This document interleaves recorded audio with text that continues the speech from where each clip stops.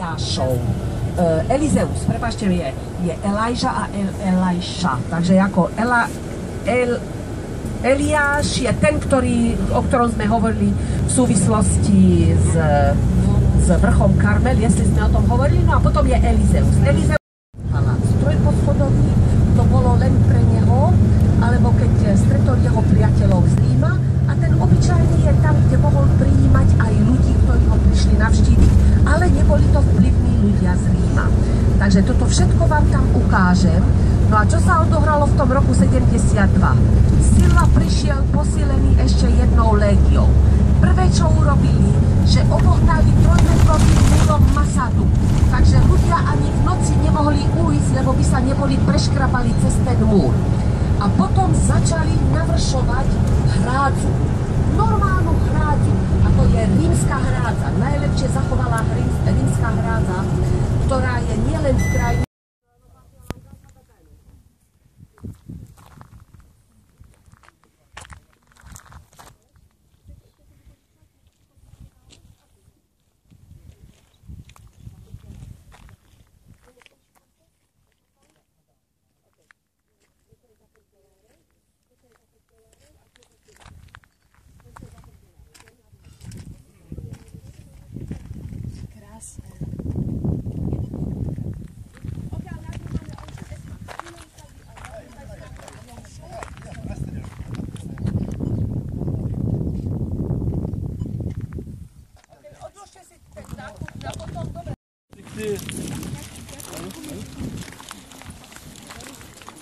Áno.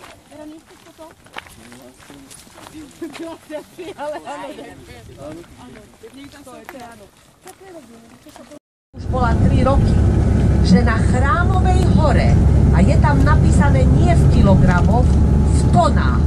To je iná váha vtedy, ale keď je to prepočítané na tony, to sú desiatky tisíc tón zlata, striebra, peňazí, rituálnych nádob, ktoré opäť boli urobené buď zo zlata alebo zo striebra, takto na vozoch vyviezli z Jeruzaléma, aby sa nepriateľ k tomu nedostal.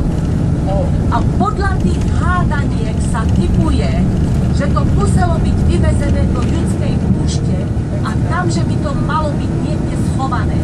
Takže vy, keď sa dívate na Indiana Jones a keď oni hľadajú poklady z Chrámovej hory, tak to fakt seriózne do dnešného dňa sa pokúšajú nájsť poklady z Chrámovej hory, lebo veria, že určite sa musia dať nájsť. Keď prší a tá voda sa potom tuto dole zíde a začne sa valiť smerom na mŕtve more.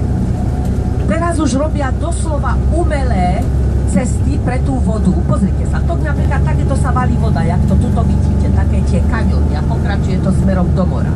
Teraz už doslova, ako tí, čo robia melioračné práce, robia špeciálne korytá pre tú vodu, lebo keď tá voda sa musí dostať popod cestu, aby pokračovala do mora.